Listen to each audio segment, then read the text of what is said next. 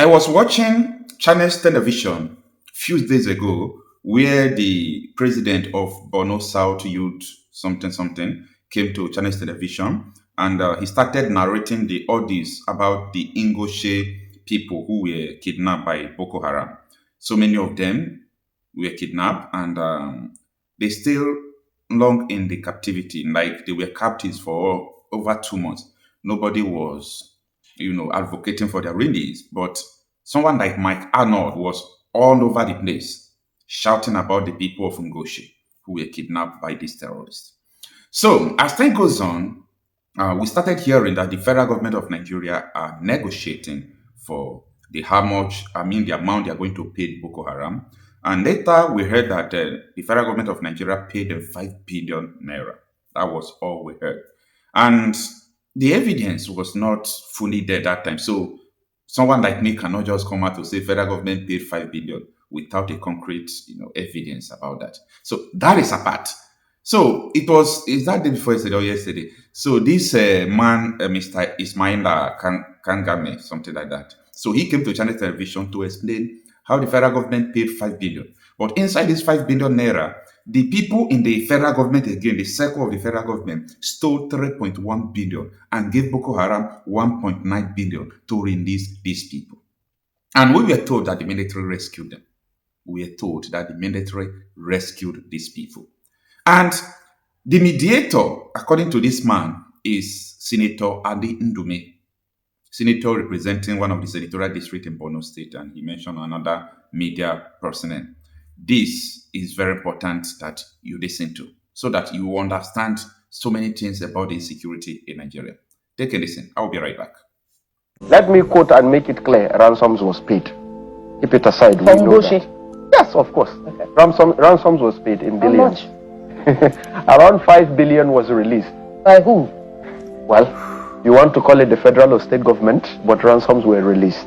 Now, those ransoms... Was it by the federal government or by the state government? You could put it as state government, federal government collaboration, because if there is a lot of outcry from the people, bring our people, President Bola Ahmed Tinubu, sorry to say, I'm not a political supporter or anything of anybody, President Bola Ahmed Tinubu is innocent.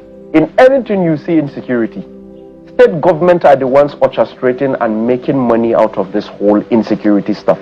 Now, when those monies was almost paid, as Senator Ali Dumit, I quote and I quote again, as Senator Ali Dumit, according to what they told me, and I have evidence to back that, they said there is a media person that calls himself a media person, a second mediator. He is them Senator Ali Dumit and government person. They told us to communicate with him. It is only through him that monies will be paid. Monies will not be paid through anybody because he is their in-house mediator. Do you get what I'm saying? If terrorists are able to tell you that there is an in-house mediator for government, that monies will be paid only through him, what happens next? I told them, look, go ahead, do the mediations with him, release our people, that is all I want. They said it is fine. Normally we don't cross who we started with, but we will do it since you decide you are fine with it. They went ahead, they made the mediations, they received ransoms. Now later, they complained to me that the ransom they received was 1.9 billion, whilst 5 billion was released. Where is the 3 billion 100 million specifically? Who was the mediator sent in? They said it was a Senator Ali Dume mediator. So where are the monies? I have been speaking about this for a long time. You don't see DSS bringing in, okay, let's bring in these people. Let's see, let's investigate, let's get facts together. You don't see NSA saying anything. At a specific point, I try reaching Nuhu Ribadu. In every aspect, he says my call, he does not pick.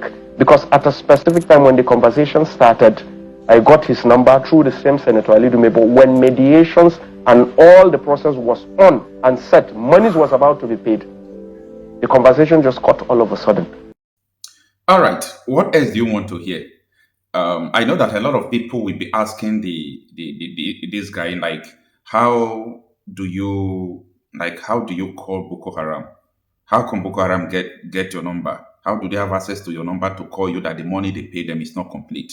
Anyway, from the beginning of the interview, he explained very well that he himself and Indume, Nuhu Rebadu, something like that, that they all were communicating when they were negotiating, trying to rescue these people. And he was even trying to play part in everything they are doing. Boko Haram told him, no, We already have government agents. Pay the money through them. The money must be paid through them. Then after that, Boko Haram started calling that, hey, the money they paid is not complete. The money is supposed to be 5 billion, but they pay 1.9 billion. What happens to 3.1 billion? Like, these people are now stealing from Boko Haram. You see, this might be funny, it might be annoying, it might cause misreaction to different people depending on how you see what these people are doing. But I want to tell you one thing. Listen, you may like what is going on in Nigeria because you are getting money from it. Money is too much in Nigeria right now. They are sharing money. A lot of people are getting money. Traditional rulers, the youth, down to the grassroots. Money is everywhere in Nigeria. You may, because of that, continue to support the evil that is going on. No problem. Okay? No problem.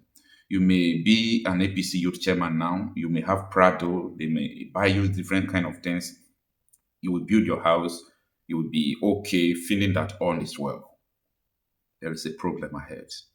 You see, there is a problem that 80% of Nigeria, if I'm right with the statistics, they are not thinking, they are not feeling it, they are not even concentrating on it.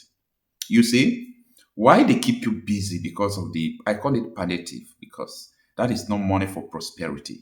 Okay, they borrow money, give you good money, give you oil money, give you any kind of money they give you, you take, bribing people for the next election. Also, there is money, but let me tell you, they are causing what money cannot buy. You see what these people are nurturing, the terrorists they are nurturing. Money can't buy your life. These people will come, they will kill you. Time will come, they will kill you. They will turn you to slave. There are so many things money can't buy. That is what these people are nurturing. I raised the alarm that Borno state government budgeted 12 billion naira. You know how much I'm calling for Boko Haram just for last year and last 2 years in their budget.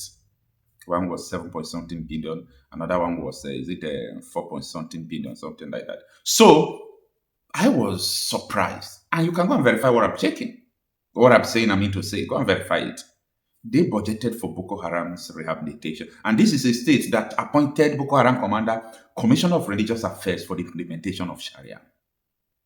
You see, there is something that bound these politicians with Boko Haram. That is religion. It's not that money you are seeing.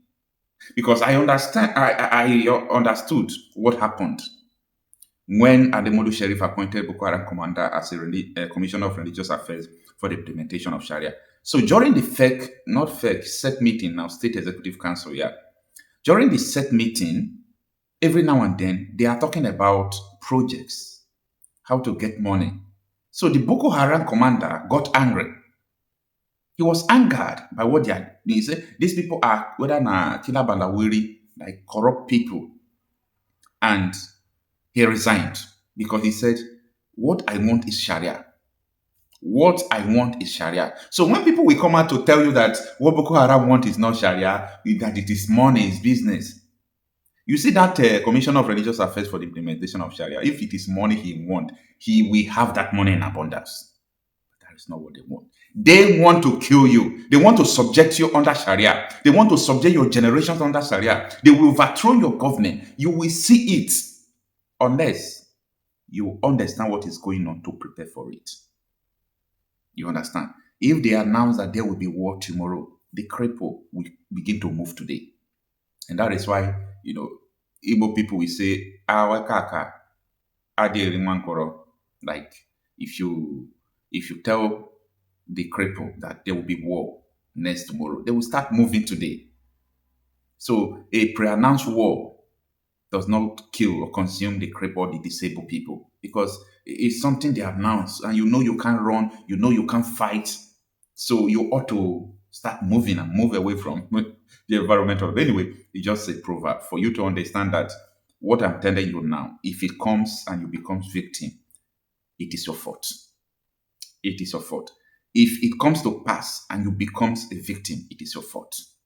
You see, sometimes plateau people, they will be crying, oh, this terrorism is not what you experience. So gun is not what you experience. I told people my experience with all these criminals and all those things. But sometimes I will tell the plateau people, this thing was pre-announced tens of years ago.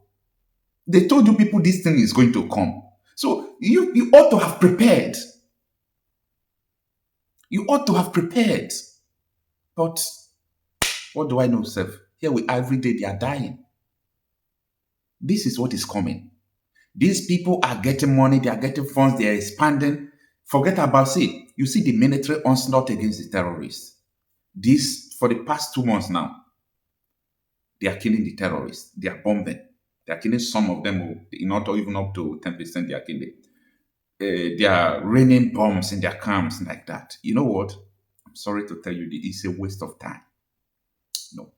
As far as people in Aso Rock know what these terrorists are doing, as far as people who are still campaigning for Tinubu created Boko Haram, you are joking. You don't know what you are talking about.